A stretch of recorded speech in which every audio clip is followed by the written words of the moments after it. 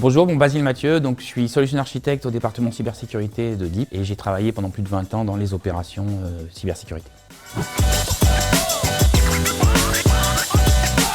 Très simplement, tu arrives sur une autoroute et il y a une capacité pour, 1000 voitures qui passent le péage et tu en as 15 000 qui se présentent au même moment. Donc forcément, le péage est saturé. C'est vraiment la même idée.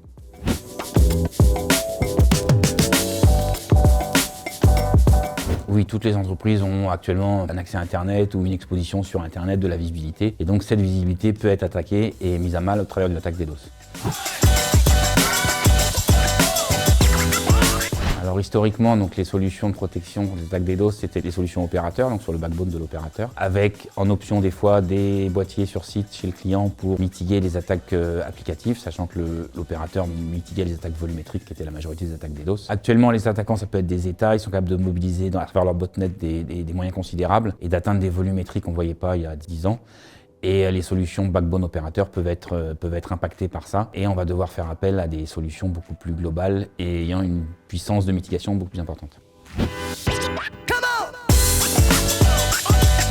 À cause notamment des derniers développements politiques, on voit que si on dépend entièrement d'États tiers qui ont des lois qui ne sont pas les mêmes qu'en Europe, on peut se retrouver dans des situations où en fait on n'a aucune prise sur le service qu'on rend à nos clients et à tout moment on peut être coupé ou impacté par des décisions qui sont prises soit à un niveau politique, soit à un niveau technique. La souveraineté européenne, c'est aussi la garantie pour nos clients de privacy et également de ne pas être coupé du jour au lendemain parce qu'il y a des problèmes politiques entre différents pays.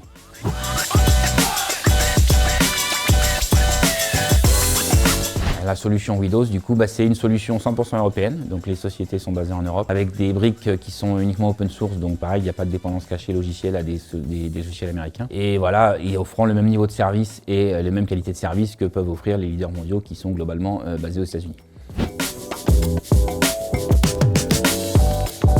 Tester les services que vous achetez. Donc après 20 ans dans les opérations cybersécurité, les gens achètent des services et ne les testent pas et se rendent compte le jour où il y a un problème que ça ne fonctionnait pas comme attendu. Donc typiquement sur les attaques DDoS, on a un autre partenaire qui est allemand, qui s'appelle ZeroBS, qui peut vous permettre de simuler les attaques DDoS. Donc si vous avez acheté une solution de protection quelle qu'elle soit, testez-la pour vérifier qu'elle va fonctionner comme attendu.